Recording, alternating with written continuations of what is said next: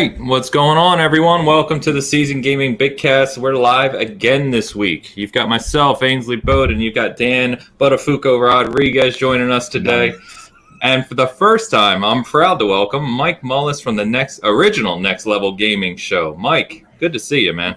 Ainsley, Dan, how you guys doing? This is fantastic. I have long loved the Bitcast, the Season Gaming, and it was awesome. Awesome when you asked me to be on. This is bucket list for me. Whoa! Don't, your bucket list needs to get a lot better. Hey, I told you because Ainsley, we had you on. So you have been on the NLG show. Yeah. Dan and I were on one of my very few live streams when I was trying to do gameplay live streams. And him and I rolled some Toe Jam and Earl. Yeah, nice. Yeah, I remember Dan telling me about that. That was a great night, man. Yeah. I had so much fun. It's such a fun game to play. It's been so long since I played it too, and yeah, it was a good time, man. Got to jump on the old school one, and gosh, it was good. It was good. It was right before Back in the Groove came out. Yep. Back in the Groove. Yeah, I got like the limited run games physical copy for PlayStation 4 for that. Nice. So Mike, I wanted to, every time we have a guest, and especially first time, wanted to kind of talk through your history, and you definitely have an interesting history with the gaming community. So I was kind of doing a little digging, and we've talked before, so I knew most of it. But Next Level Gaming, I listened to your first podcast. Oh my God! Which actually took place on June 9th. Must have been right at E3, June 9th, 2015, is when you started the Next Level Gaming podcast. But you were talking about how the site originated in 2001. Yep. So that is well before the age of influencers and streamers, and well before the age of anything really modern that we consider in the gaming industry. So I know E3 was a far, far different event. Very much so. Back then, right? So just an amazing history. So I noticed also you started your channel in April of 2015. So you hit that podcast a couple months later, which is awesome. So, and I know you guys are coming up on 200, right? We are. Yeah. I can't believe it. We are very close to 200. I'm amazed that that it's gone that long. There's a lot of channels out there, and there's a lot of great. There really are a lot of great shows and podcasts, and folks that are doing it. Not just better than us, but full time. And it does feel like some people do it like a full time job, doesn't it? Yeah, and power to that, because if you've got the time to invest in it, you really can put so much into it. And for me and my crew, we all have full time jobs. We all have families. I have a wife and 3 kids, and just to be able to slice out a couple hours on a Thursday night to really talk gaming with my friends. We that's how we look at it, is no matter what we're doing during the week, no matter how hard our jobs have been, sometimes I might go a few days without even being able to turn my systems on. But I know Thursday night at 9:30, we are, I've got Peter and Chris, John and Frankie, and a whole host of gaming brethren that come into our chat room that we could just talk gaming and have a good time, which is what I love about you guys. It's that kind of, the agenda-less kind of thing, there's when you watch our show, when you watch Season Gaming, when you watch the Bitcast, you know what you're getting, and it's a step away from what's really going on, on social media and things like that. So I'm really, and I gotta hand it to my crew. I mean, Peter Hutink, HTK, he's coming up on 4 years with me. Nice. 4 years is amazing. John Place, he was one of my co-hosts, 3 or 4 years ago too, as we were kind of doing some transition, and he came back a month ago, maybe a little more than a month ago, and has really just kind of jumped back in with both feet. It's something that he says, energizes him every week. Chris Williams, who was doing WDFC, just one of the nicest guys that you'll ever meet, and one of the most generous, and wanting to come in and be part of the show was just a blessing for me, because he just, he is the big positive guy. Not that we all aren't, but he exudes positivity. And Frankie Ayler, who again, he's busy too, decided he wanted to come back and be part of the show. He was actually somebody that I credit with. Podcasting is hard, right? And there was a time, in that transitionary period where I was going to walk away because it just wasn't worth the trouble or the drama or whatever was going on behind the scenes. Frankie stepped up and said, "Oh no, you're not. And if you need I was co-hostless at the time, and he said, "No, I'll fill in for you until we find somebody." And then he stuck around, and then he had to go off and he had his own show that he was working on, and had to concentrate on that. But once that was done, he's like, I really miss you guys, and if you got a spot for me. And I was like, yeah. So what I have now is really a mix of I have what I call my pillars of NLG, and I am nothing without them, and that show is nothing without them. And so I can't give them enough love. That's fair, man. That's real awesome. Fair. Yeah, and I think one of the things we talk about here, right, and obviously goes all the way back to the name Season Gaming. It's just people who have been around the industry, been around, just gaming for decades, right, and appreciate what it brings. Remember what it was like before everything we know today, and before. I won't say before the toxicity. We can go back to the console battles between Super Nintendo and Genesis, which are classic. George Plimpton and Atari and television. Exactly. With the Amico around, and television's a little relevant these days. George Plimpton was the man when it started it all. Yeah. So I mean, it was always there to some degree, right? But it wasn't as easily spread as I think it is today.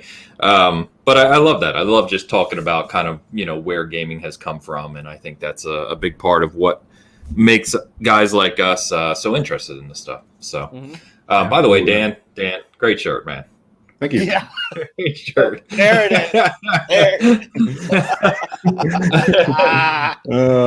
Shout out to the guys in chat. What's up, Matt, Dinero. Bomber, Diego? What's up, guys?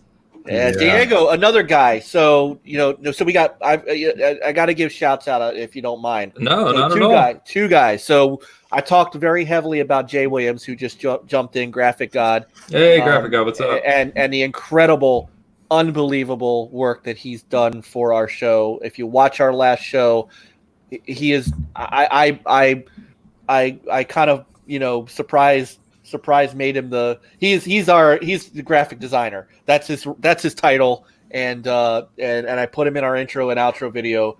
But Diego too, he's contributed some logos and some lapel graphics that we use. That's in our video. It's on our site. It's on our page.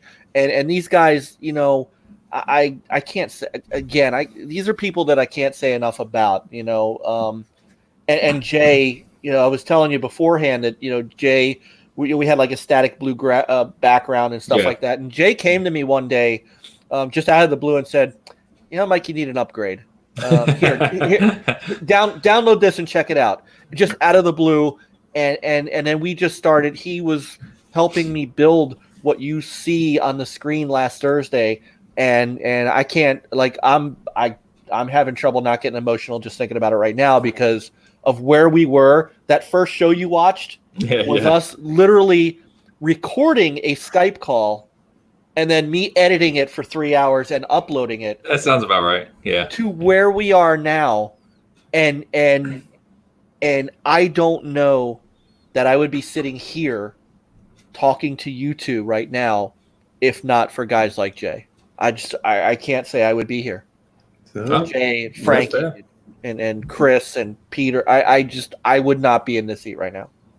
Fair enough. Amen. And yeah, and you can see the background, behind us and all of our logos, all the merch stuff, including this one, which is hugely popular. Like we got Special Effect themselves commented on this logo. Diego did all that for us. So big shout out to Diego. We got to do a shirt trade. I did that with Iron Lords. We did a We did a treaty, between the gaming realms, and we traded shirts. So I sent him an NLG shirt. Cognito sent me an Iron Lord shirt. I'd love to do that with you. I got to get a Season Gaming shirt. Oh, I'll get you one. Badass. That is badass. I'll get you one. Don't worry I'll get about you it. one of these. Okay, awesome. Yeah, shout out to Chris is in chat too. Fastback, what's up, man? He said next level Bitcast. That's a good name. That's a good name. I like it.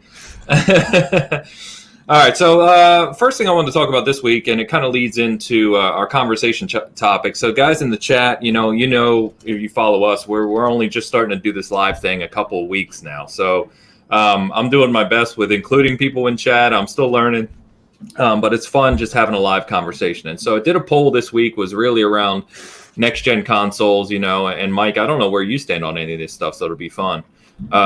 But what people are doing based on what we've seen with everything going on in the world, right? With distribution chains being impacted, obviously people losing their jobs, and we don't know what money looks like, and it could get worse for a lot of areas. So it's kind of a crazy time. And so our poll this week was really around with everything going on, potential hardware quantities being limited, delays, what have you. What's your current position for PlayStation 5 and Xbox Series X launch this holiday?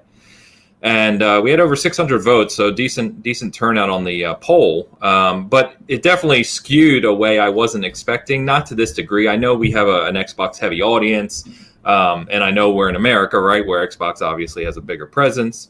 But kind of interesting that only 11% said they're buying both at launch, regardless of what happens. 13% said they're buying PlayStation 5 only. 14% said they're waiting on both, which can't really blame anyone. But 60% said they're buying the Series X at launch, which is impressive. I guess for Xbox, it's a good thing. But basically, where I wanted to lead this with the chat, I want to know what you guys think is, we still haven't seen the form factor for PlayStation 5, right? And we don't know. Bloomberg article came out this week that we reported on saying, they're possibly going to have shortages. Now, who knows if that's just an Apple-like play where they're saying they're going to have shortages and, to drive up interest. But let's imagine for a second that PlayStation 5 does have shortages. It's a little harder to get one. Comes out at $499. What are your guys' thoughts on what you want to see? What is going to interest you? Are you buying PlayStation 5 day one without even thinking about it? Or do you, what would you like to see from a reveal event in terms of the hardware? What type of games you'd like to see? Is there anything, changes with PS Now, anything like that would really drive your interest up on PlayStation 5 compared to what we've seen so far, which has been next to nothing? So, Mike, I'll start with you, man. Oof. So where do you stand on, I don't know where you're at with these, we'll leave the Amico to the side for a second, but where do you stand on Series X and PS5? Are you like a day one console guy? Do you kind of play it by ear? What do you traditionally game on right now? So I'm a multi-console owner, so I have PS4. I've got an Xbox One X. I still have a base PS4 because, to be quite honest, Sony did that system correct. And I'm not saying this to disparage the Xbox One, because the Xbox One was, for me, a fantastic console until they started pulling all the things out of it I liked. But the PS4 was kind of a correctly done day one console. So I haven't had the itch to move to a Pro. I played when I played God of War on it, it looked spectacular. When I played Horizon Zero Dawn, which still holds up, it was spectacular. Spider-Man looked incredible.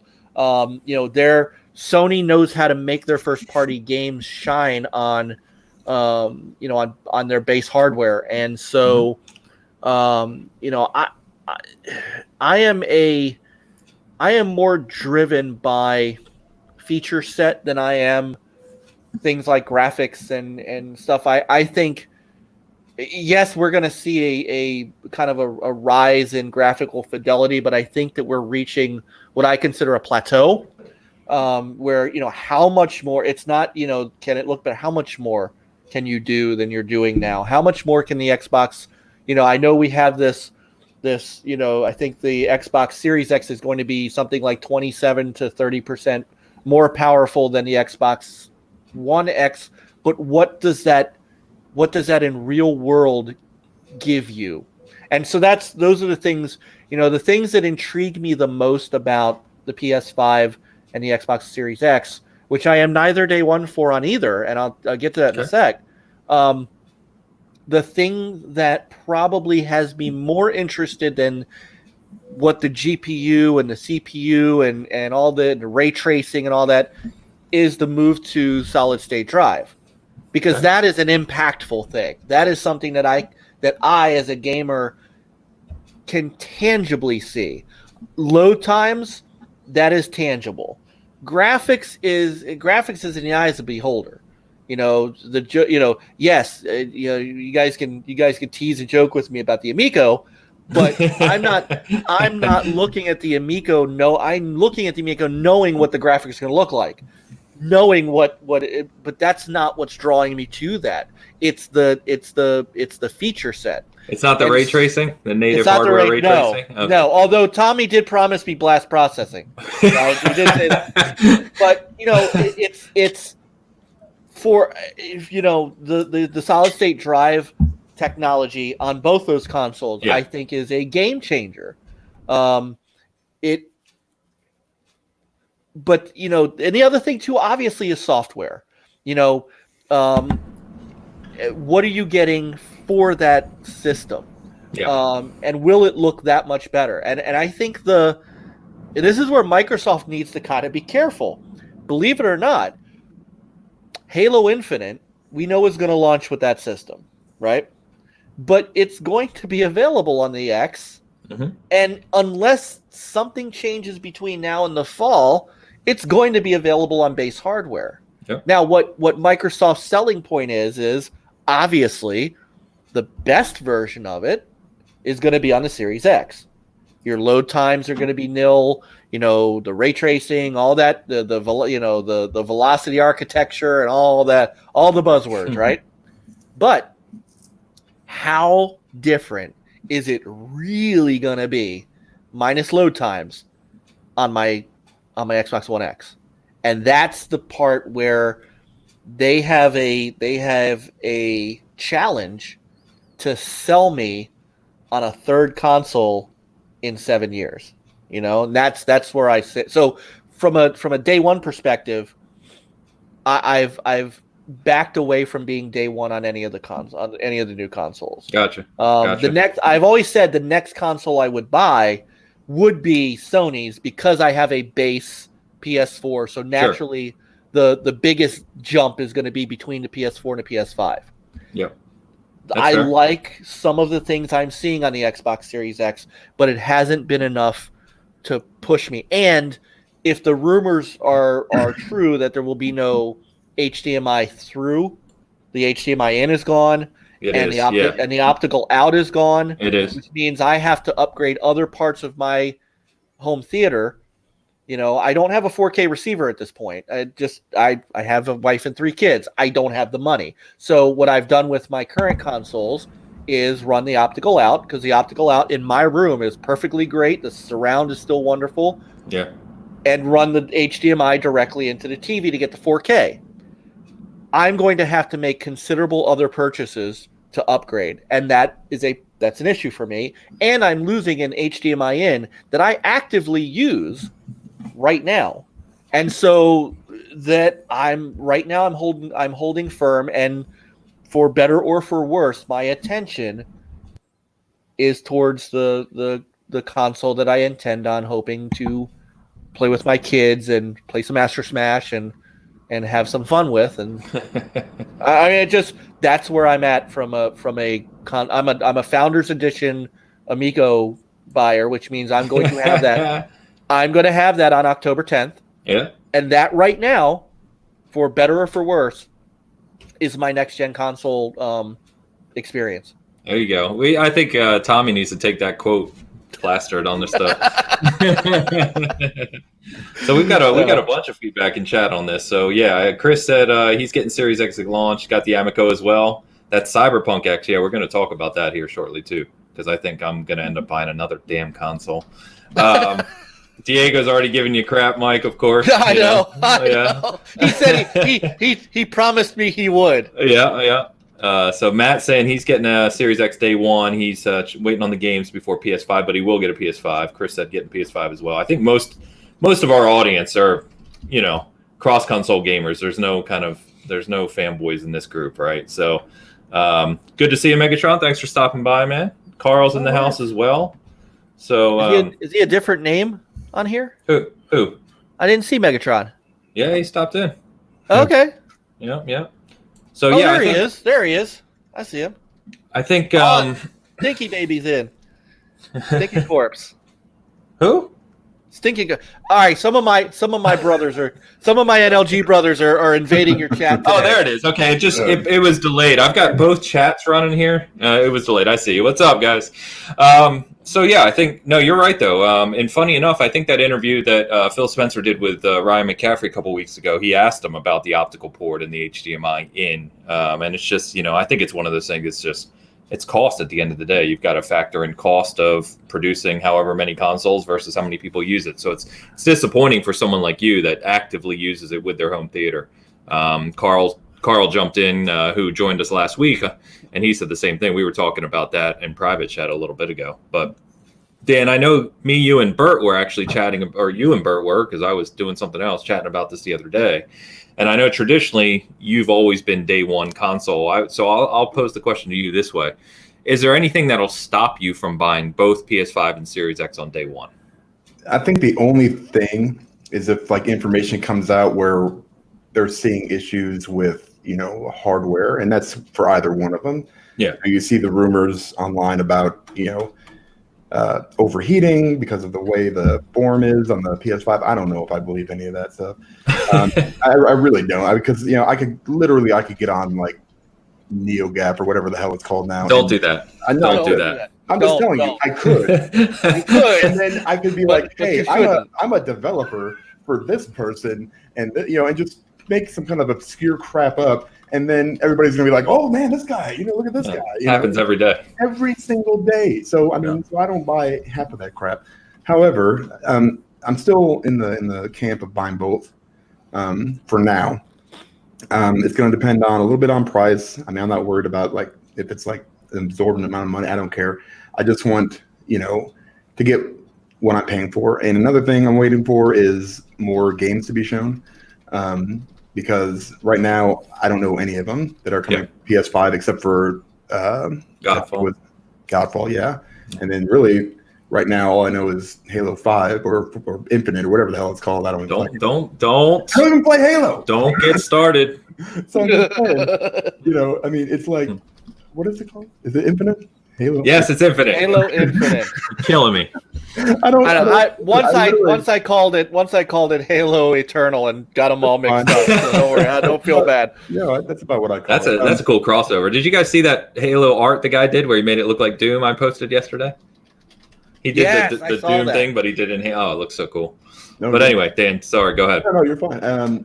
So short of that, I want to see what games, because it sounds like all my games are going to be playing, be able to be played on the Series X for now, at least, at a lower fidelity or whatever it is. But like Mike was saying, the art style, I've always said this, gets so overlooked. I was playing Final Fantasy VII, and it's just what they do with the graphics on some of those games, like God of War and Spider-Man, and even The Last of Us. It's so much. It's so good. It's artistic direction. Right, the artistic direction. Yeah, you don't need exactly it. A $8,000 PC to run it because it just looks good, natively.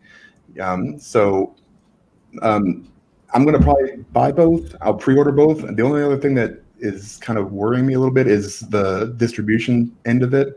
Yep. I want to make sure that I'm signed up for both regardless.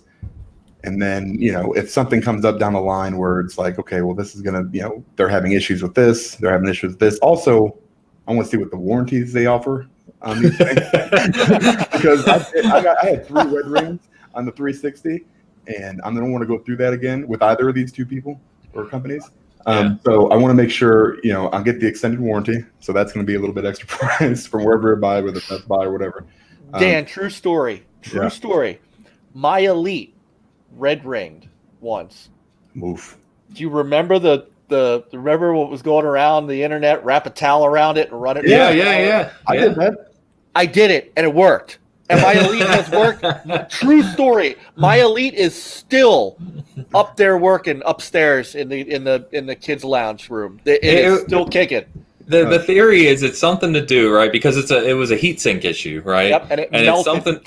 Yeah, it was something to do with like the moisture and the towel or something, like cleared out some of the residue of the heat sink. I don't know. Yes, and re-melted the solder back the onto silicone. But it freaking worked. Yeah, it worked. Best Buy. I had multiple red rings too. I think, but stuff like that. You have to remember the red ring, the initial approval, and I was just listening to a podcast from years ago about this, funny enough. The initial approval from Microsoft to fix the red ring was $1.2 billion. Yep. And then after that, they spent more. So there's I'm going to knock on something, but I don't think there's any way that we see a console have those types of issues again. It's just too expensive. Yeah, I mean, obviously that's what you hope for, and so assuming that I'm probably still going to buy both.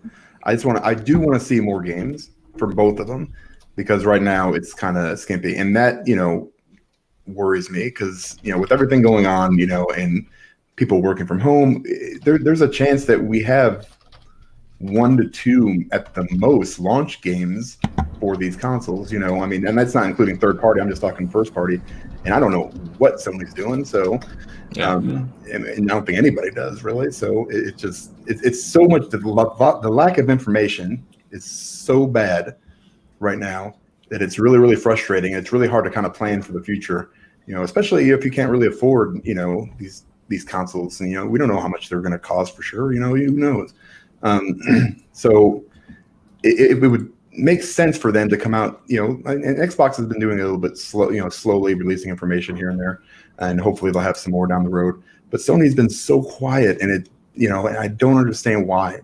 And just give me a little bit of something like, hey, it's going to be around this much, Then they give you a controller, which is awesome looking. Don't get me wrong, I think it looks badass, but I just need more information to make that decision. I think. I don't think anyone, if you would have asked anyone if we've gotten to middle of April and still not seen the PS5 or even know really, the details of it, I don't think anyone would have thought that would have happened.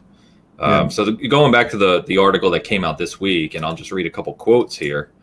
But yeah, apparently it says the virus has already upended Sony's promotional plans. The company may forego hosting a public press conference for its PS5 release date and price unveiling due to infection fears, meaning a live press conference, right? Right.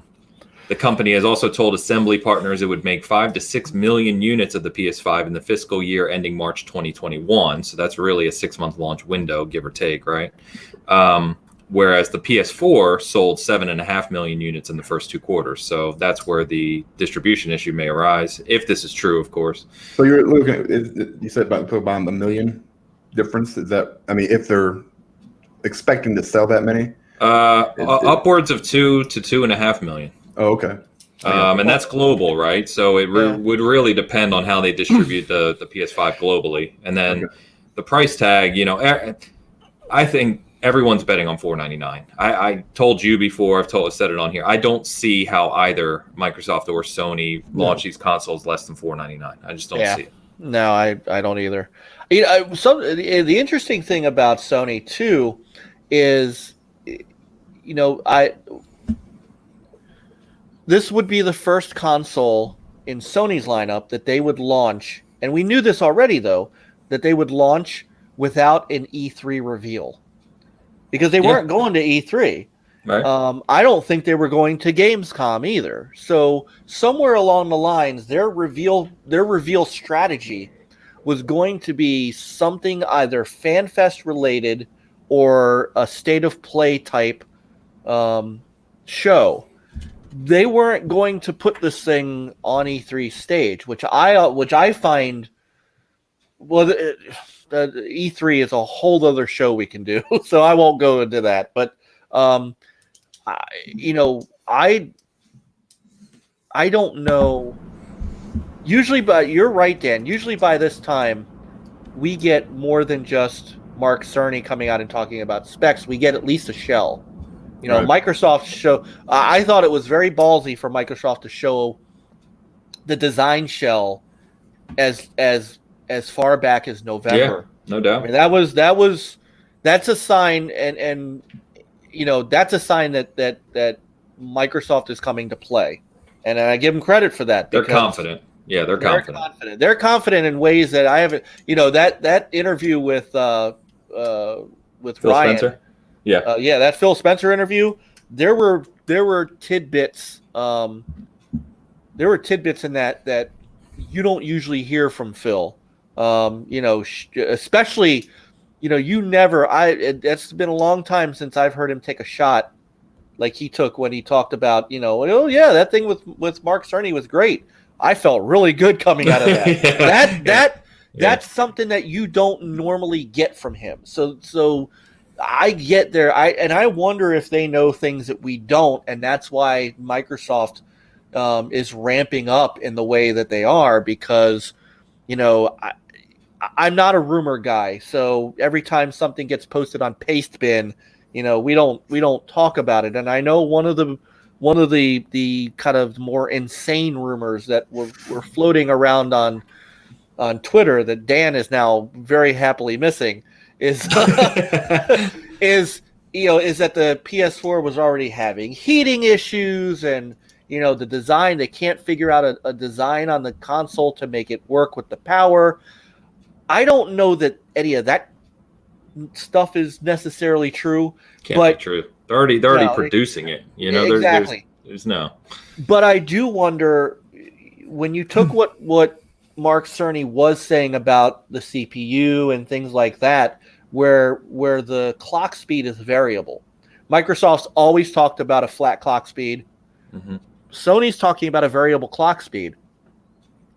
Now, I'm not a programmer.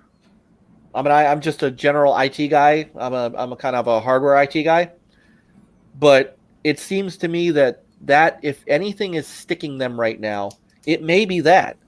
It may be developers trying to develop a game for a variable clock speed and having trouble. I'm not saying that's happening. I have no information. I'm just saying. I'm actually putting the article up on the site right now. Mike Mullis said. Industry insider. There's no such thing as an industry insider. So don't believe that crap either. No, but I by now, the only game that we've heard that's coming out that anybody shown anything is Godfall. Yeah. Like, we don't even know. They didn't show much. No. We don't know what Sony is even working on in-house that's going to launch with this. The prevailing internal, one of my friends is convinced that The Last of Us is getting delayed because they're going to make that a PS5 launch game. We talked about that last week. So we talked about it on Thursday, and I put that in the nonsense rumor, but we haven't seen what Sony is going to launch alongside the console. We know Halo is going to launch alongside the Series X. Yeah, and Forza is almost a guarantee.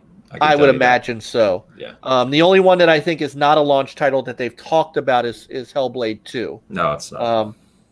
But that Microsoft is so confident coming out of the gate. They are doing what they haven't done in, I think, 3 generations, which is launch a mainline Halo game day one with their console. Yeah, not since the original. All of Sony's big titles for this year were supposed to and are still launching before the launch of the PS5. So regardless of the delay for Last of Us 2, which I think we on Thursday when we talked about it, I said they could tomorrow come out and say, okay, the date's going to be September 3rd or whatnot. That's my birthday. That's mine. Call. Yours? What? That's mine. Are you being serious? I am dead serious. September 3rd. What year? September 3rd. What? This was not planned or scripted, No. I swear. Oh, September share the 3rd. same- I'm Holy 78. 78. I'm 42 this year. 73. I'm going to be 48 this year. Oh my Okay. gosh. Wow. Wow. Get to be part of it. But I mean, so, The Last of Us was supposed to launch now. Ghost of Tsushima is still on track for June. Yeah. Dreams is already launched. What else what other big game do they have in their stable that was supposed to? Well, yeah, no, those are the big ones. I mean, Ghost and Right. Last of Us were the big ones prior to PS5, like you said, and then we've talked about this before, right? If you think about Sony first party, they're big first parties.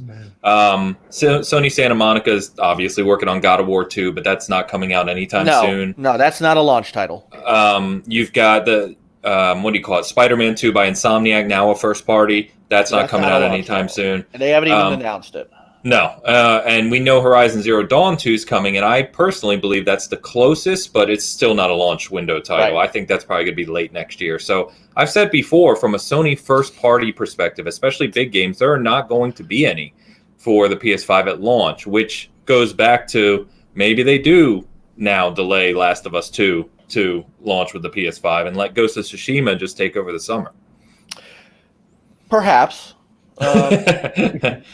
And it's all speculation, right? We don't really know. Yeah. But the other thing, too, though, is if you remember the cycle of the PS4, and this is where I love this argument that Dan now again gets to miss on Twitter. Console X has no games, GAYMS, right? I can't. Right. If I see that comment, I literally turn red. I'm like, oh, right. Jesus. I block that person immediately. Yeah. But if you think about it, software development's a cycle, right? At the beginning of the PS4 cycle and the beginning of the Xbox One cycle, who had the games that were coming out first party? Microsoft. They had Dead Rising. That was kind of second party, but it was published by Microsoft. Love that game. It's a fun game. Me too. They had first party games. Forza was ready to go. They had games ready to go. What Sony had to do was rely on third party games. Yep. Until their studios got up to speed. So mid-gen is when we started getting all these great Sony first party games, and those games are now in finished development. God of War and Horizon. Horizon. Yeah. There's a development cycle that you have to go through. No doubt. You can't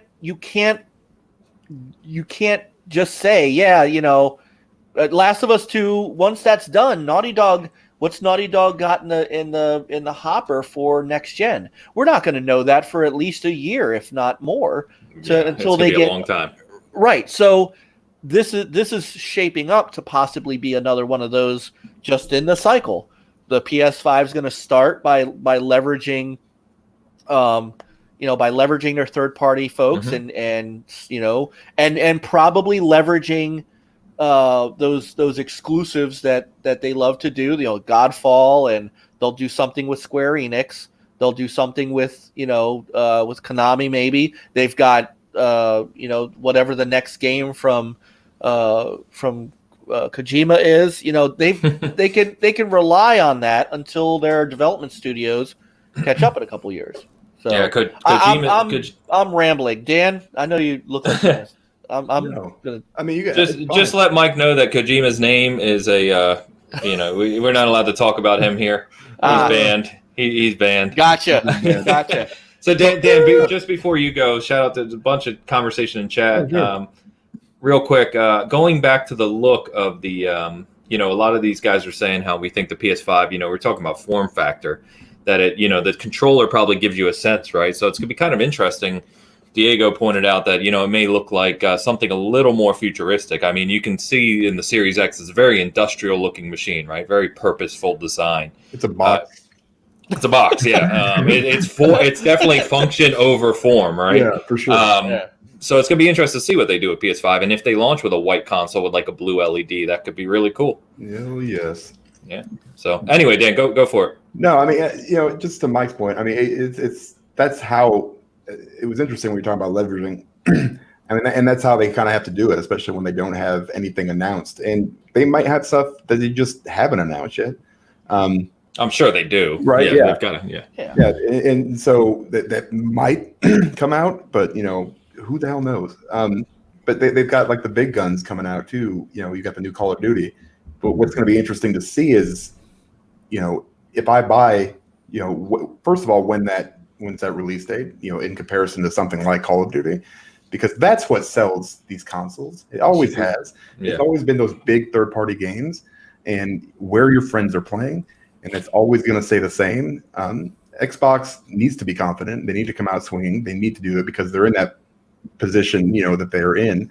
But at the same time, if I've always said this too, if you've got your foot on the throat of your enemy, you don't let off. You completely squash it. And it seems like Sony is just like, you can get up now. And that's it, and now they're kind of like, oh, wait a minute. Now he's really mad and he's getting up and he's going to kick my ass. That's what it looks like. I should have just kept pushing, but I didn't. And, now they're running all these problems allegedly, I'm not saying that it's 100% true, but, that's just business. Right. And, that's how it should have stayed, I think. And I think for the most part, they had such a commanding lead. I use those air quotes, but it's that they could let a little bit, get a little looser, but now they've just come unwind. It's crazy how, things are just kind of switching over to. Happens every gen. It's so nuts to me. If I sit there and I make a cake and it's delicious, I'm going to make it the same way next time. You know what? I'm not going to add a pound of garlic to my cake. I'm going to keep making the same damn cake. So I don't understand. I remember that one. Wow. I think my wife's making a cake later. I'm going to go remove the garlic now just out of precaution. I just don't understand why you can't continue to do what you've been doing that's been working very, very well. And I mean, a little bit has to do with maybe like who's working for you, I guess, but well, that's part of what we've talked about, right? The disruption of leadership. Right. The mass there's that. Sony leadership has been nuts. And it's just, I love Sean Layden. I still love Sean Layden. Yeah, Sean's a good guy, man. Sean Layden is so much of a better person to listen to than Jim Ryan. Good God. Oh, and I still love what's his name? Holtz or whatever. He's a good guy. He's a good guy. Yeah. And it just seems like at this point, it'd be the worst time to kind of switch over and try to put people in those positions that are so important to fulfilling that next gen promise and getting everything ready to go. It boggles my mind. Yeah, and I'm not a business guy. I don't know. Maybe I'm wrong. Maybe I'm just I don't think you're wrong. I think that's where the conversation stems from, right? That's why there's concerns. We not hearing anything from Sony, not seeing what's actually going on, hearing all these rumors, because they've been so organized, especially from when the PlayStation 4 launched. And that leadership has been so steady up until Layden leaving. It just kind of seems on the outside looking in that there might be some problems going on. Yeah. And that doesn't. Don't forget Kaz Hirai left. I mean, don't discount the fact that their leadership really. I mean, Jim Ryan almost took that top spot by default. I mean, their Japanese leadership. I mean, by all rights, Shuhei Yoshida should have taken over, and he should have. They moved him to indie games. Mm-hmm. Right? They basically demoted him. They don't have the thing is, and this is what's really interesting, is that Microsoft has always had the personalities to discuss things, but in the Xbox One in the 2013 through kind of 2016 era, their messaging was horrible. Even though they had the people to give the messaging, they couldn't give the message to save their life. Now, especially with Phil controlling that message, and with a lot of those ancillary voices out of the way, I mean, your messaging is really coming from three main people: Phil Spencer, Larry Herb, Aaron Greenberg, and that's about it. Mikey Barr is gone; he went to Blizzard. You don't hear from Shannon Loftus. You don't hear from you hear from Panay, but he's the hardware guy. Yeah, but you only hear from that dude's him. Brilliant, by the way. He's awesome. Oh my! I used to love watching him. But you don't hear from him like on a day-to-day basis.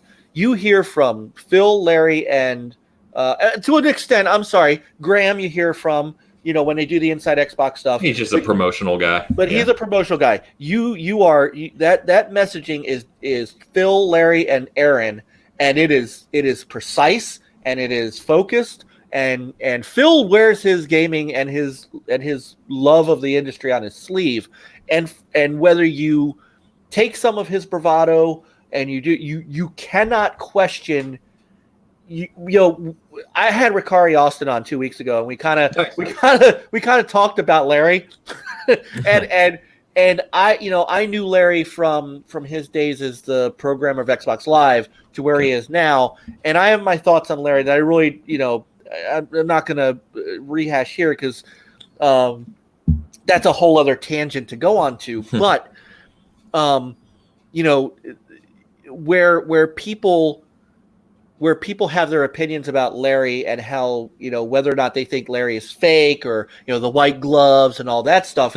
Phil, whether you like his decision making or not, and I don't like all of his decision making, but I can look at Phil and see that his passion and his love of the industry, not just Xbox, the industry. Because remember, he's the guy who pushed crossplay. He's the guy who, when somebody else launches their console, he is up front. Hey guys, great job. He is the one who is working with Nintendo.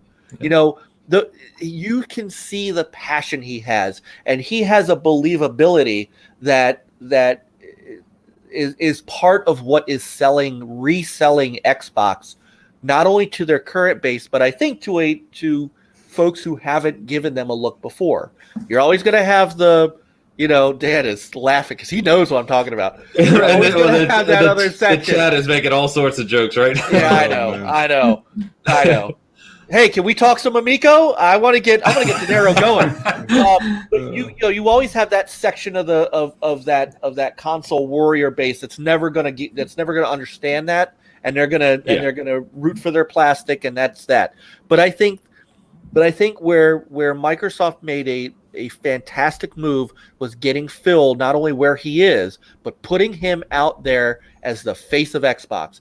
And I think that he is selling the brand in ways that no one else outside of maybe Peter Moore could possibly have done. And on Sony's side, Jim Ryan is unfortunately not the guy you want out there talking to the public. No, he is abrasive. He and where Don Matrick had his "if you live in a submarine, I've got a console for you." Jim has the "we're not making Minecraft crossplay because think of the children," and that is a problem that they have because they don't have a Sean Layden. Ainsley, I agree with you. I really liked Sean Layden. Yeah, it's genuineness, right? Yeah, that's what Phil has in spades. That's what Sean has. And good leaders are intelligent and knowledgeable, but they're also genuine. And Jim Ryan is not genuine. He's not. And if you remember when, another guy I didn't like at Sony was Andrew House. And Andrew House was he was a jerk. I mean, really. and on stage, he was abrasive and, overly taking shots at everybody else. And they very quickly pivoted to having Sean Layden be the guy. Sean came out in in clothes like he dressed like Phil. He was their Phil. Each company had that guy, Phil, Sean, and Reggie. And now, they don't have a Sean Layden. They don't have a Jack Tretton, who I thought was brilliant. He's a funny guy. Yeah. Let me tell you, the PlayStation 4 success, in my opinion, came squarely down on Jack Tretton walking out on that E3 stage, but with the "We Love Used Games" sign behind him, and defining the Xbox One without mentioning their name. Jack Tretton is the reason, in my humble opinion, that the PlayStation 4 is where it is. Yes, Microsoft's they crumbled their messaging, but one of the ways that you defeat your opponent, and it works especially in politics, is you define your opponent before your opponent has a chance to define themselves. Very true. And Jack Tretton defined the Xbox One, and then followed up with and Shuhei and what's his name followed up with that beautiful video, the sharing video, and that was all she wrote. So they don't have that guy at Sony. Nintendo doesn't have that guy at the moment either, but they don't need that guy. They got Nintendo doesn't need anything. They got Mario. They don't need crap. Yep. Microsoft's got that guy. And again, that's the same guy that pulled Kinect out of the box, pulled the HDMI. I mean, that's the same guy that has upset me on many occasions. But but I understand why. And I don't matter. I had this discussion with John on our show. I don't matter to Xbox, and I don't say that in a disparaging way. I'm not their main demographic anymore. I'm a 48-year-old gamer that, I'm an old school guy. I'm not Phil's target demographic.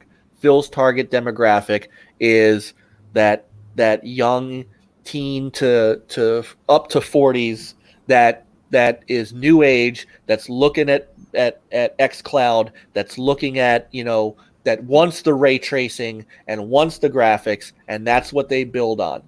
I'm a dinosaur, and I am aware of that. I am a dinosaur. And as much as I did not like, what they did with Kinect, pulling it out of the box, I always felt that was a game changer for them. Yep. I understand why he did it. I don't like it, but it's like I'm with macho. You. Yeah, I'm with you. And that's just, he has to sell Xbox, and that's how he's doing it. And I think that he is succeeding in that. Yeah, he's done a fantastic job. I don't think even people who don't really like Xbox kind of agree on that. I see those comments all the time, like the corner they've turned, right? Shout out to I saw Kel stop in, Ace Junkie, first time viewer, welcome. Bert came in and gave everyone a kiss, as he tends to do. I love it. Everybody, it's his birthday September 3rd too. I see Archimedes as well. What's up, man, from Germany? Appreciate it. So wow. yeah, Awesome. Yeah, fantastic conversation, guys. I think you covered it all, Mike. I think you're right. I'm sorry, I didn't mean I sucked the air out of the room. No, not at all. Not at all. It's great conversation. I think it is fun to talk about this because you're right. It's all about messaging, and you're right. Sony, and going back to Dan's point, right at the outset of the last generation when Xbox One and PS4 came up, Xbox leadership tripped, and they fell, and Sony basically stepped on their neck. And it was over before you could even blink. And at this point now, it's Phil who is the leader, like you said, leading that messaging. He's not going to trip. Phil doesn't trip. No, he does and not. Sony doesn't have anyone in their leadership that can counter Phil. So even though it goes without saying PlayStation is a bigger global brand, they have a bigger distribution model, they're in more countries. I think globally, PlayStation 5, no matter what, is still going to sell more units, hardware units, than the Xbox. I think those are facts. But they do. Slander. Chris is slandering me in the chat room. Mike barely lets me talk too. That is slander, sir. That is absolute slander. Now, yeah. Peter might have an argument, but not you. And right, H Junkie, right. Phil wasn't the person, the leader in 2013, and we're not even going to talk about Don Matrick because I want you guys to stay watching. So we'll just leave him out of the conversation because he's a wet blanket if there ever was one. Sorry, Bert. We're giving that to Don Matrick this week. Bert's wet blanket award. That we should just do that every week. That is a great idea. Yeah, we're going to come up with an actual plaque of the wet blanket award and just give those out every once in a while. Diego, there we go. We need a graphic for a wet blanket award. We're going to work on that. And we'll award that out to people. All right, guys. So let's talk about some of the things that came out this week. There weren't a lot of big news topics, but we're on kind of the Xbox vein with Spencer. So, leaked this week is the Cyberpunk Xbox One X bundle, and Xbox thought they could release an unlisted video on YouTube and no one would find it. Like that lasted all of 10 minutes. So anyway, the video for the console is out there. It's releasing in June, the bundle, but obviously with the game being playable at launch in September. So the interesting thing here, first we can talk about your thoughts on the console itself. And Mike, I don't know if you get into the whole custom console thing. Dan, come on, man. Damn. Mute. What are you doing? I thought I did. But Xbox One X is now $299, and the prevailing thought there is that they got to clear stock out, right? You got to push those Xbox One X's out before Series X comes out. So with an Xbox One X custom or theme bundle coming out in June, what does that look like? Because those bundles have traditionally been $499. I don't see any way in hell they release a bundle in June 4 months prior to or 5 months prior to Series X for $500. No, I don't think so. No. Yeah. Now, I will say this. I'll push back a little on one part of that. I don't think it's the X that they're going to try to clear stock of. I think they want the X sitting next to the Series X for two reasons. Number one, not everybody's going to walk into Best Buy and buy a Series X, and they know that. Yeah. So they need an alternative to keep people, because I think the price delta is going to be Series X, PS5, and Microsoft needs a budget system to counter people going, I'm not paying $600 for Series X, and taking their eye to the Sony side. So I think what they're going to clear out is the S. I think the S will be the first thing to go from a standpoint there. Yeah, that's where the conversation around Lockhart gets interesting, right? And I'm still not sure that's a thing. I mean, Yeah, me neither. I can tell you that definitively that there are documents showing two consoles. Sure. From inside Xbox, like actually from Xbox. Yeah. But I don't. It's weird that they haven't talked about it at all. Because I think that is all it was just an idea. Yeah, they maybe they scrapped it. We don't know, but we'll see. But because you figure they would have mentioned it by now, but maybe they come out in the summer and say, if you don't want the Series X at $4, here it is. It's going to be $499. If you don't want that, then we've got another option for whatever. It's right, kind of the rumor. Right. If you're in a submarine. No, I think what's going to happen is, I think they're going to just try to work on some more of these custom X consoles, because and I think that's going to be your stopgap, because I think when all is said and done, the X is a very formidable alternative to the Series X. Remember, that's a console that does 4K. The Series X might do 4K 60 on a game, where the X might do 4K 30, and that might be the X is capable of some software ray tracing things. I mean, there are some things that the X can do that the Series X will just do a bit better, and I think that's where they're going to make that differentiator. They're gonna hit you with this custom Cyberpunk console, or maybe in the fall they'll take another third party, make a custom console, and they'll say, okay, if you're not ready to invest in the Series X, check out this sweet looking Cyberpunk X bundle. And by the way, this has Game Pass. This will run all your games. Blah blah blah blah blah. I think Lockhart. I think what that would end up doing is confusing the market, and I don't think they want to do that. And I think it was a great idea that they thought, they probably thought, we'll do this and we'll phase out the previous consoles. And if I were to take a guess, and I have no knowledge or I'm not an insider, anything of that nature. I think that the X probably is selling better than their projections, and so why mess with that? Same reason that all these games were coming out on the PS4 and not being bumped up to the PS5. People are still buying PS4s. Why mess with the sales? So I think that's. If they do announce a Lockhart, then I think that the X is gone. But I don't know. I don't know how you survive with three different consoles of that little differentiation. 3 SKUs, yeah. Yeah, I think that's the conversation. That's why we really don't know. The chat is killing me. I know. Carl said Diego wants me so bad to talk about the Amico, or I'm gonna leave.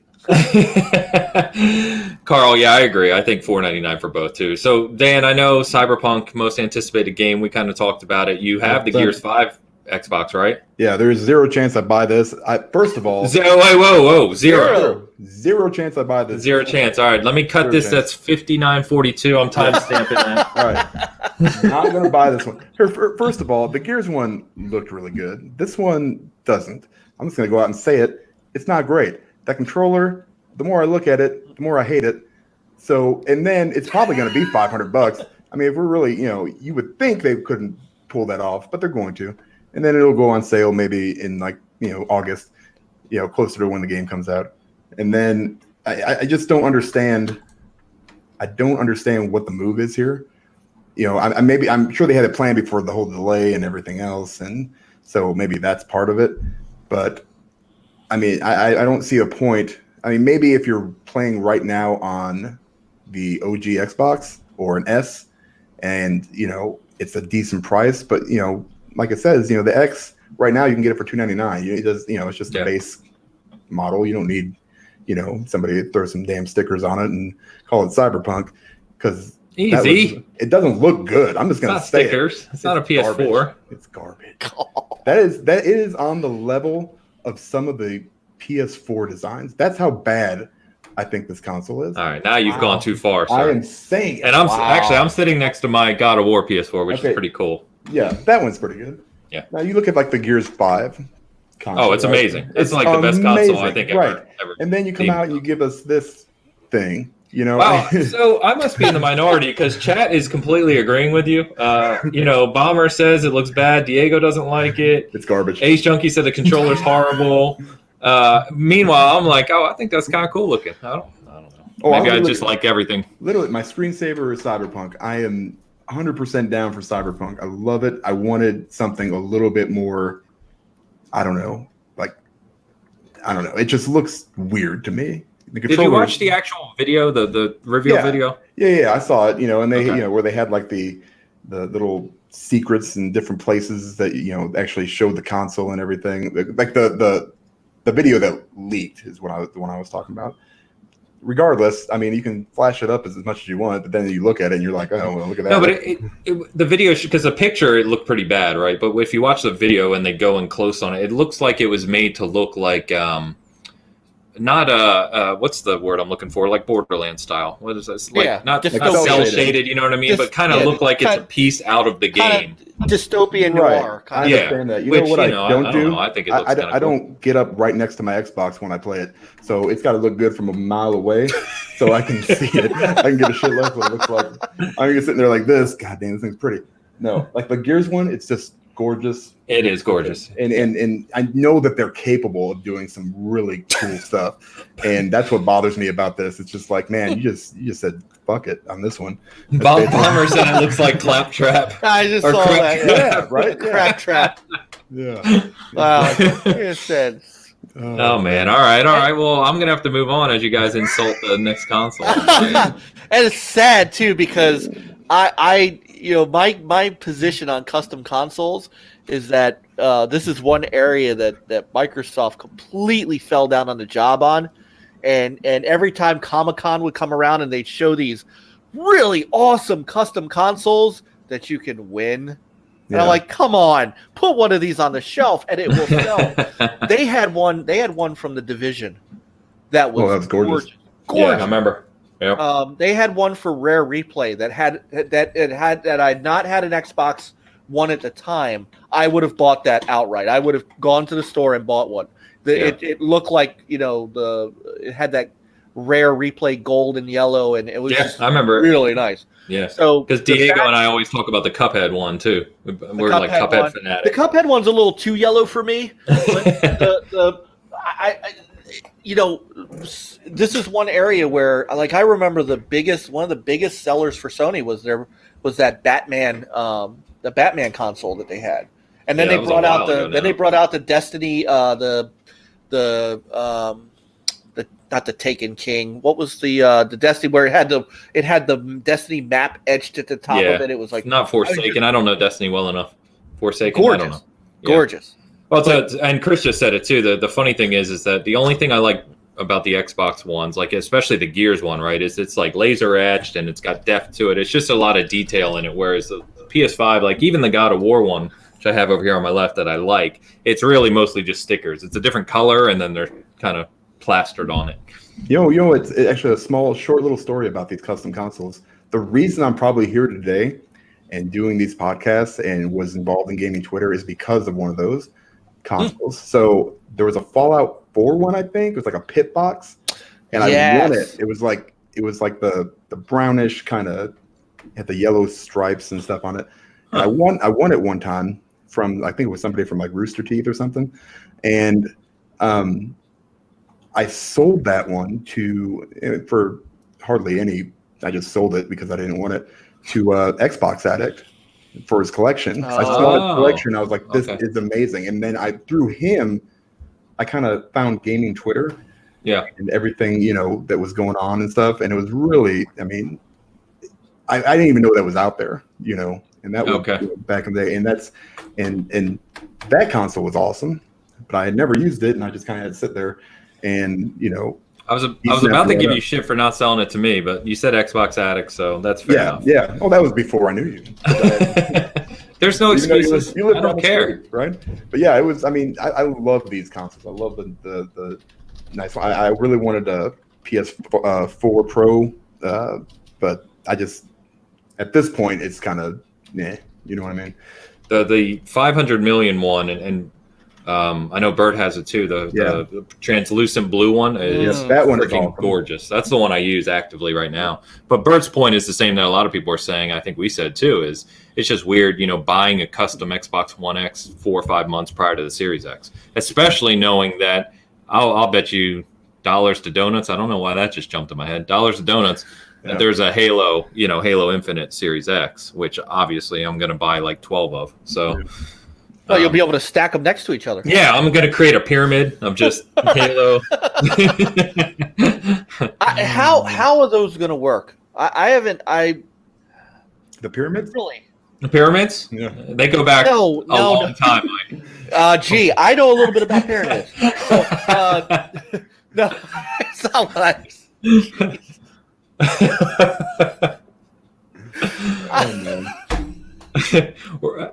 we're off.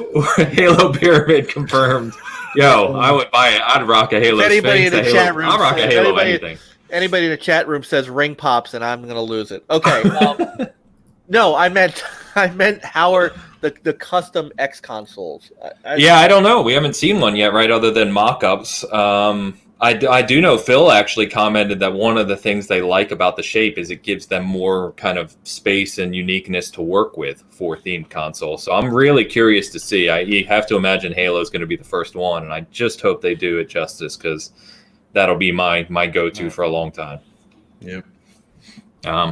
Anyway. Yeah. All right. So you guys might have more to say on this because I actually don't have a lot, but Crysis is coming back. They started teasing earlier this week, and then people were thinking, "Oh, we're going to get a new Crysis," and naturally, it's the end of the generation, and we're getting a remastered Crysis, which, at least to me, was a little disappointing. What are you guys' thoughts on this? I was actually never a big Crysis person. I don't know. Are you guys excited for this? I'm kind of the same way.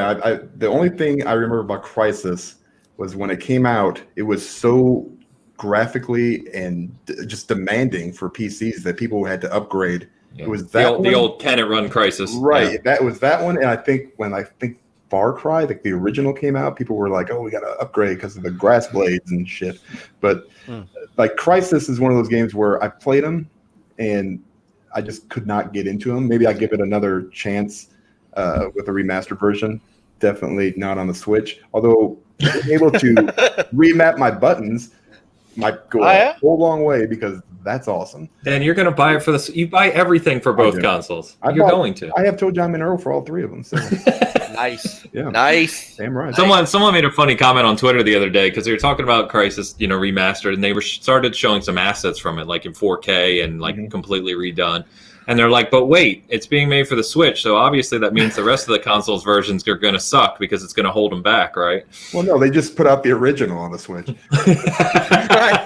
then they have to. I don't think the Switch can still run Crysis if we're asking that question. I don't know. I was going to say, you mentioned an $8,000 PC earlier in the show, and that's the first thing that I thought of was, hey, the Crysis remaster might run on that.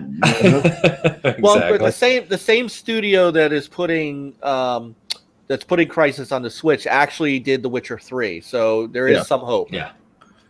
So Good news. I was never into Crysis. It wasn't my. I didn't care. I was really hoping more for a Rise Son of Rome remaster, which I thought would be much underrated better game. Underrated. That game. Let me tell you, the graphics. Dan, I see the head nodding. Get away. Game sucks so bad. Oh, stop! I'll mute him. I'm muting him. Hold on. Slander. That game, even graphically, still holds up today from launch. I mean, had a good story. You probably didn't play the whole game, Dan. And it had Kinect support. It did have Kinect support. You could launch arrows, and it was fun. It was fun. So. All right, Resident Evil. Maybe Resident Evil 4. You guys? Yes? No? No. Yeah. Awesome. I'm about to lose a ton of followers on Twitter now. Oh, I can't wait. Let's see this. Let's hear it. So I'll lose some first.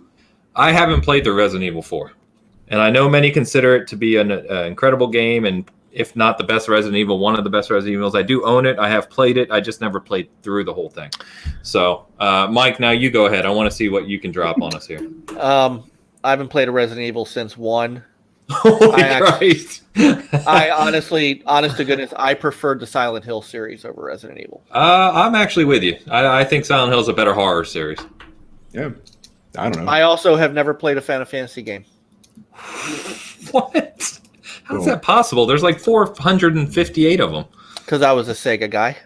Okay, all right. You're back. You're back into the hearts of the crew here. All is forgiven. All you have to do is say the Sega word, and you're part of the show. You see good. You see what's up on my wall, right? Oh, I got you. Yeah, I got you. It's in the middle for a reason. And underneath of that is my Saturn Netlink modem. Yes. Now we're going back. Dan, so I know Resident Evil, we always joke you're not really big into it. Now, Resident Evil 4, more of an action-orientated Resident Evil. Any interest? Are you going to try it or not even bother? I just don't really dig those kind of games. I'm just not a horror game guy. So, I think the last one I played, I mean, it was 2 originally before all these remakes came out. And then I think I tried 5, where it was like set in like a different country. Was that right? You guys remember that one? I think I tried 5. Was that 4? Yeah, 5 was back. Well, Bert, let us know. He's in chat. Yeah, he would know. Yeah, Bert would know. No, 5 was more of a traditional kind of going back Resident Evil because Wesker's in 5 again. I remember playing through like a sand area in one of them, and that's all I remember. I thought it was 5, but maybe I'm wrong. So that's it. I mean, that's my Resident Evil experience, and then obviously the shit show that was the. We're gonna bring that up every time. Yeah. That we made Dan play through the demo of Resident Evil 2 remake, and he damn near ruined my couch that day. So it's hilarious, though. It is on our channel still. I went back and watched it last week when we talked about it.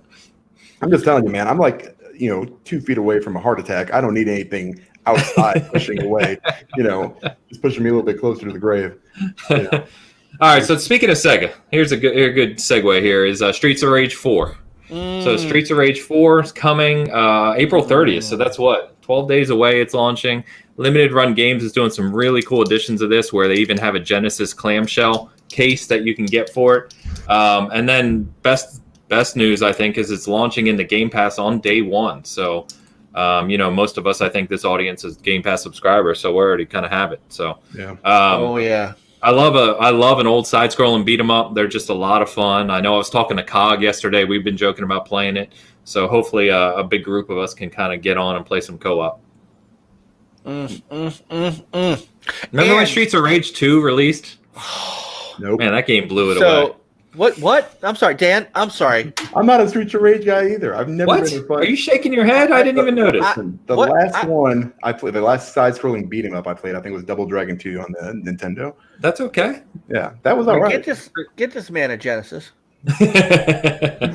Oh my God! Streets of Rage 2 is like a revolution when it released. It's actually available. The Streets of Rage collection is actually available on Xbox Live. Dan probably already owns it. Oh yeah, and it's back compat. There you go. One of the Chris played it at PAX South.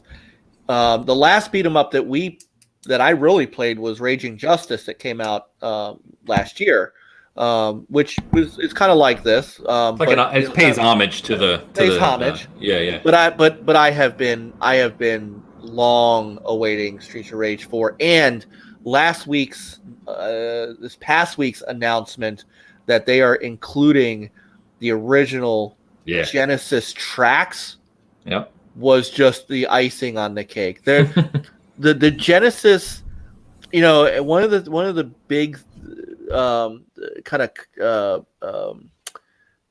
things that gets compared to when you talk about the Genesis and the Super Nintendo was always sound and music. Yeah. And of course, the Super Nintendo had the chip that allowed for sampling and things like that. And so you had more orchestral sounding soundtracks and things like that.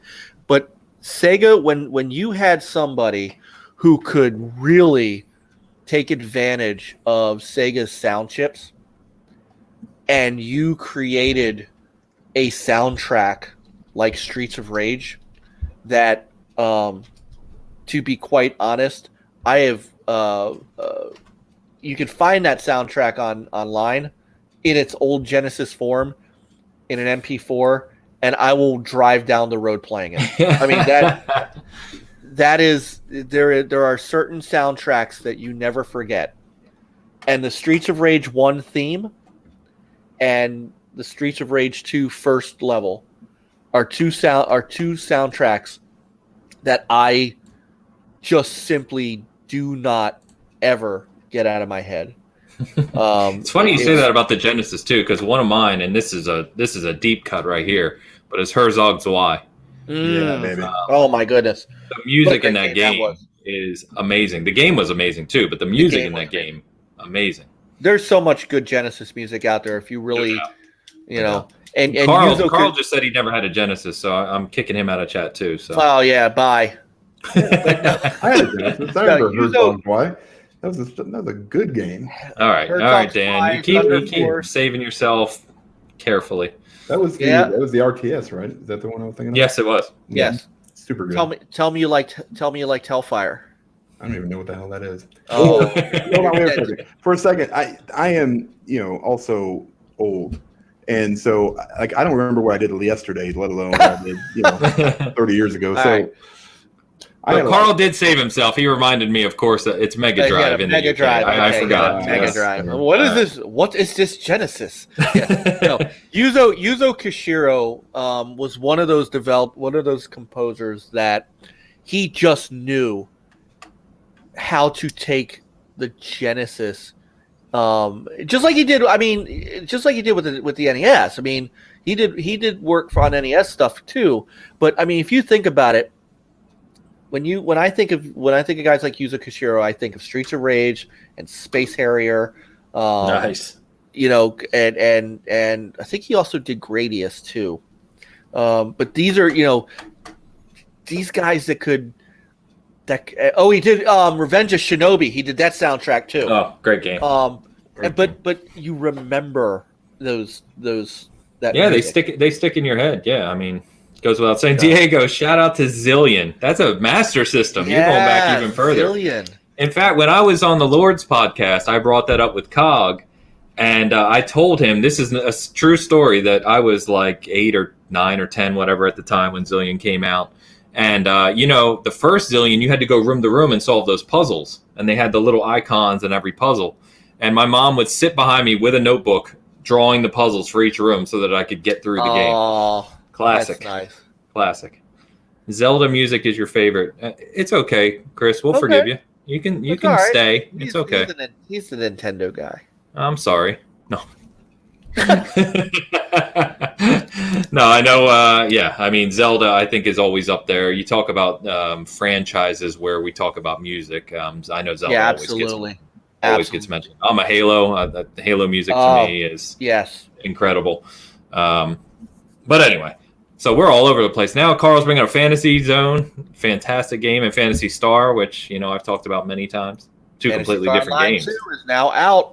I know, man. I played the beta. I haven't loaded it up since the full launch, though. Anytime. Just tell me anytime. Okay. All right. I do have you guys all on my friends list, I think.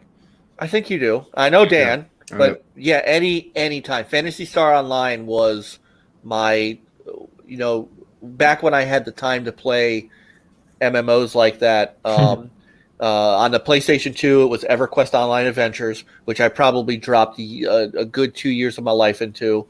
But on the Dreamcast and then the Xbox, and now Fantasy Star Online, just was so special. And I will not. There are moments for me when I watched like press conferences and stuff where you see we do live react shows.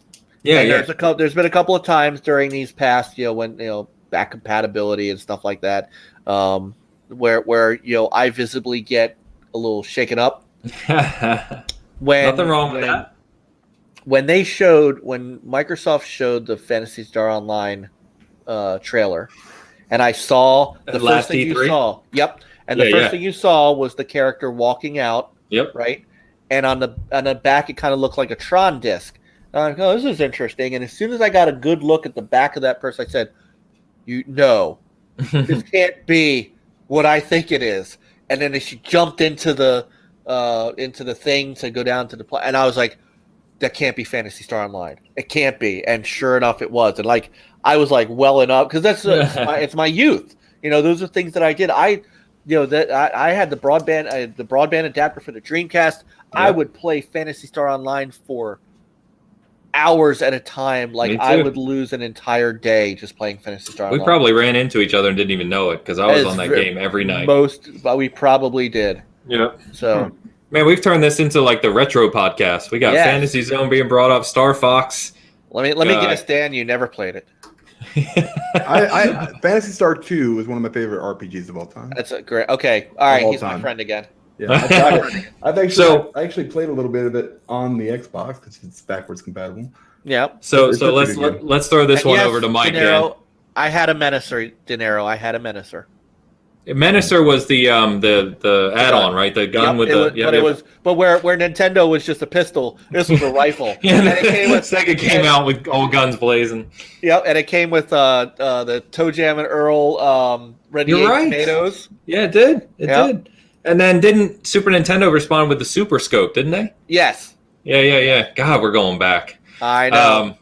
So here, let me throw that. Watch, Dan. You ready for this? So, Bert, Mike, we used to do a game on this podcast called Name That Game. And one of us would pick a rare game. You'd get to ask 10 questions, and you had to guess what it was. And one of the weeks, I think it was Dan who did it, he did Zaxxon. And I was like, oh, I can't believe I didn't guess Zaxxon. And Bert's like, what? He had never heard of Zaxxon. And he thought we were making it up. Wow, man! We had that's pretty much when Bert's in chat. That's pretty much when we had to ask Bert to leave. He got mediosed. All right, man. Why don't we? This is fun conversation, guys. I'm having a good time. Yeah. Why don't we talk about what we're currently playing? Let's jump to that. So, I'll let Mike. What do you got kind of going on right now when you have the time? So we just talked about it. Phantasy Star Online. I was playing beta on that. I had just gotten as far as I felt I was going to get in Bloodstained: Ritual of the Damned. Oh, nice. Very good game. Very good. If you are a Castlevania style gamer, that is a great. It's by the same developers. It's a beautiful game too.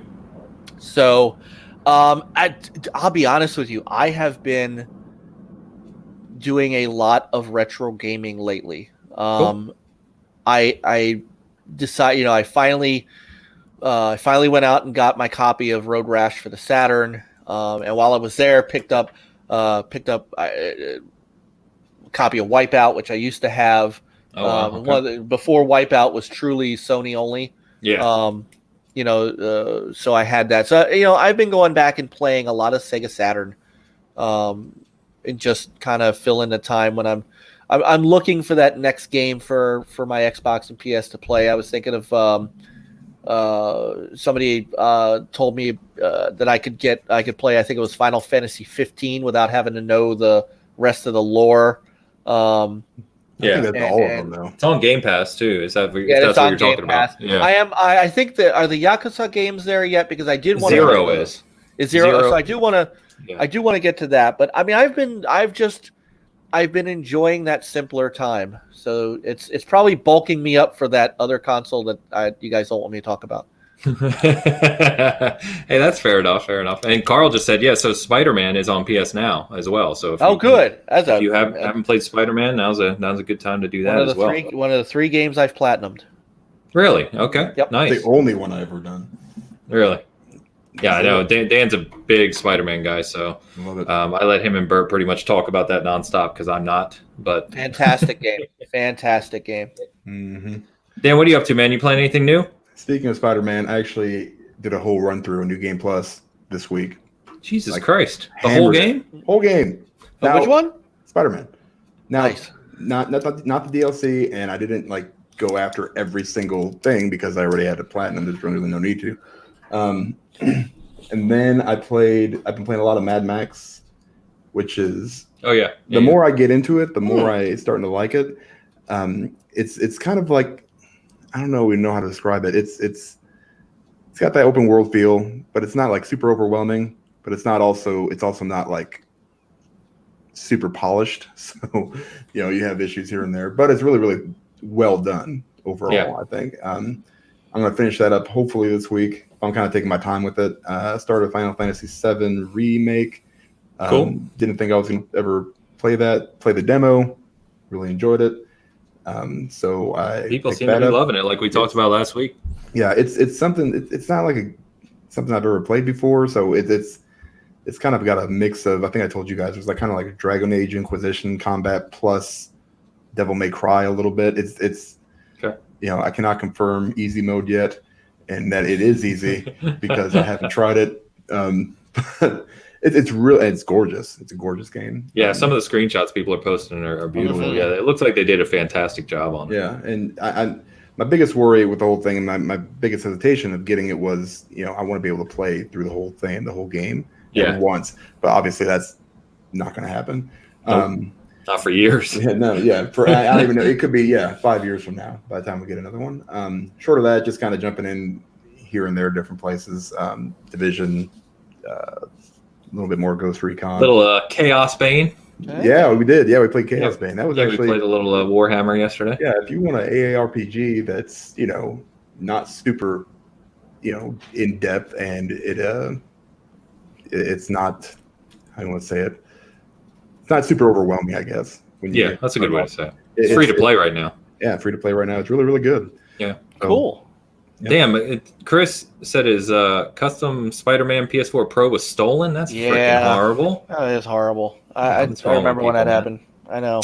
By the way, I did. You know what? I forgot. Last night, just out of fun, I fired up Outer Wilds.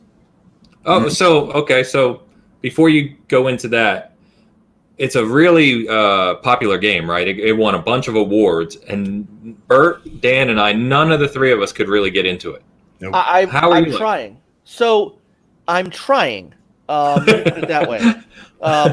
I got really far into one of the planets, and so my guess is that you have to have some patience because this is not an action game. It's an adventure game. Yes, it is almost 100% exploration based. Yep. There's no shooting. There's a little bit of puzzle solving, but it's easy to die in the game, and that's the thing that I'm struggling with. I played for about an hour, and I kind of want to go back to it, but I kind of don't. I kind of do. So that's kind of, I've got maybe 2.5 hours into it, and I just kind of lost interest, and I think that kind of happened to a bunch of us. But the people who have really gotten through it, and really gotten say it's just incredible. It won, like I said, it's won a bunch of awards. I think you have to be prepared to invest a nominal amount of time in it. I think, and it's not a pick up and play. It is something that you're going to have to kind of carve out an evening to play. Yeah. To your point, you got to focus on it, right? Put some dedication to it. Yeah. So I haven't been playing too much new, honestly. Not too much to talk about, but I did. I got keys sent to me this week for Rogue Company, which I had completely forgotten about. And it's from Hi-Rez, so it's the guys who make Smite and other competitive games, and it's like a third-person competitive shooter. So I actually just installed it today. I'm going to try it tonight. It's under like a strict NDA. Sounds really unique. Yeah, right. Yeah, I had to go back and watch the video of it. I'm like, what did I just get keys for? And I watched the video, and I was like, okay. I mean, it looks kind of fun. It looks like about 18 other games that are popular right now, but I'll try it. But yeah, I don't know. So I'll give it a shot, and maybe I'll talk about that next week, and we'll see how it is. But I do play a lot of Smite from Hi-Rez, so I have faith they can make a fun game, but we'll see. So, nice. Sounds unique. Wow. Oh man. All right. So guys, I think with that, we are gonna start to head on out of here. Shame Jordan came in really late. To give a quick shout out to Jordan. What's up? But man, Mike, it's been and talk about the mics. Diego, you gotta let it go, man. That's what my show is for. That's a perfect segue, actually. So I was gonna say, Mike, man, it's been awesome having you on. Yes, definitely. No, but you give me 2 seconds on it. I want to hear from you. No. I want to ask you guys. Yeah. Do you know anything about? And I'm not. And my intention here is not to sit here and sell you on it. Do you guys know about it? Are you interested in it at all?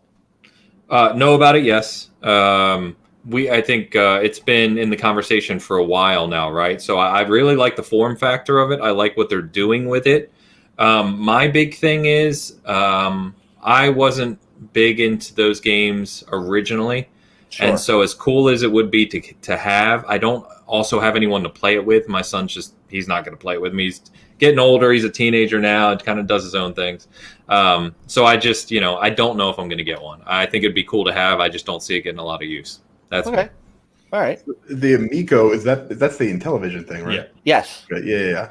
Do they have a ColecoVision one? Because that's the one I want. So they tried. So Coleco tried, but Coleco. Oh, don't. Diego's still giving you shit, by the way. Yeah, I know. Don't mention the word Coleco. That leaves a very bad taste in my mouth from the last year. They're not the same company as they used to be, and sure. No, yeah. I would love to see like a Coleco Mini. Oh yeah, man. I saw reviews started coming out. Not to get off topic, Mike, but I saw reviews coming out this week on TurboGrafx Mini. Yes. That are really positive. I've had that thing pre-ordered since it was first announced, and yet there's still no shipping date. I'm like, when am I getting mine? I'm ready for my TurboGrafx. Yeah. Anyway, go ahead, Mike. I was interested in the Polymega until I saw how much it costs. Yes, I saw that. I can't afford that. I'm happy with the HDMI cables I got for my Saturn and Xbox and stuff, and I'll just wait and pick up I was thinking of picking up the Mega SD, that card that you can put your Sega CDs on, and I'll just get a Genesis and use that. Nice. Okay. So anyway, that was I just wanted to see where you guys were on anybody who wants to talk about the Amico, you know where to find me. Yeah, and you had Tommy on a few weeks ago, right? Well, we had him on in. This is really neat. We had him on in January. Okay. God and damn, that was our big. That was our big interview with him. But I got to tell you, to a man, he's a hell of a guy. Just straight up, and I'm not saying this because I'm interested in his product. He is a good guide. He's the only one so far that has taken us up on the, hey, anytime you want to come on, you're welcome to. We do that with all of our guests. Any guest of ours, we want to make sure that we treat them like they're just part of the show. You know, we're not kind of the button down, you know, how is this? It was kind of question and answer. So, you know, I said to Tommy what I do to everybody else, hey, anytime you want to come on, you're more than welcome. And honestly, I just saw him on Skype one day. He was green. I said, hey, we're going to talk about the Amigo tonight. If you want to jump in, you're more than welcome to. And so we started our podcast, and just out of the blue, he didn't even respond. I see him light up on Skype in a call. So he's calling me, and I'm like, yeah. So I hit merge, and he's like, hey, what's up, everybody? And John like jumps out of his chair. You know, he's like, Tommy, what are you doing? And he's like, I'm crashing your shit. And so, but I think I did see your post about that. Yeah, that's the kind of guy he is. He just, you know, came in, jumped in, chatted up with us, played some guitar. I mean, it was like fucking. It was like I was like, I don't mark out for anybody. Like if I met Phil Spencer at an event, he's a company guy. Hey, shake his hand. How you doing? It's nice to meet you. Tommy's a little different because he goes back into my youth with the music that he's done. You know, the Terminator soundtrack on Sega CD, Earthworm Jim. All the things that he's done. So and then just to be that friendly with us and to kind of actually become friends with the guys on our show, it speaks to him as a person. So, you know, like with anybody, with me, if you treat me well, I'm your friend for life. If you do me wrong, you're out. So my father, that's the way my father carried himself. My father would do anything in the world for anybody until you got on, you know, till you crossed him, and then you were dead to him. I'm the same way. I love people, you know, interacting with people. Today, you know, on a Saturday afternoon has been phenomenal. I have such a great time being with you guys. And, you know, Dan, I've gamed with you. Ainsley, you've been on my show, you know, as well. And you know, the guys in the chat, they're so much fun. And I know, you know, Diego's giving me shit, but the honest truth is that, you know, we're all doing it out of love. It's all out of love. Yeah, no doubt. And that's to have somebody who's so busy doing concerts and running around the world, because he does, and in the middle of making a new console that's coming out. Part of what sold me on that console is him. And just for him to take that time and then to take that time again and to interact with us on Twitter and interact with us on our show and stuff like that, it just speaks to the kind of guy he is. So, but my bringing it up was more about asking you, you know, your opinions on, because it is going to launch, and it's not an Xbox One, and it's not. It's a big achievement getting it out. So yeah, you know, so very cool. Yeah. Well, awesome, man. Well, you just touched on a lot of what I was going to say. Is it's been an absolute pleasure. Like we told Carl last week, and you know, we said to Archimedes the week before, is it's just fun having people who just love gaming and know gaming, right? There's a stark difference, in my opinion, and this isn't throwing shots at anyone, but there's a stark difference between people who focus on one very specific thing in the gaming industry and who really don't understand the gaming industry. If that makes sense. And you're one of those people that do. And I love that about you guys. Shout out to Chris and Peter as well. And Chris, thanks for hanging out for chat all day, man. Tommy can sell prescription glasses to a blind man. Hey, that's needed, right? He's launching a tough market and tough sell. But no, it's been an absolute pleasure. So Mike, you know, like absolutely. I said, shout out for you, original Next Level Gaming Show. It's Thursdays at 9:30, and that's Eastern, right? Eastern. Thursdays, 9:30 Eastern. Thursday, 9:30 Eastern. Definitely check them out on YouTube. You can also find you on Twitter, I know, at Stinger. Why don't you go ahead? Yep. Stinger NLG. And then, of course, if you on YouTube, if you just type in Next Level Gaming, you'll find us. It's very easy. And if you're interested in seeing what I used to do before getting into YouTube and before I aged out of actually doing writing, the Internet Wayback Machine has a number of our old articles from the from the Xbox and PlayStation and GameCube era all the way up to when I retired in 2006, 2007.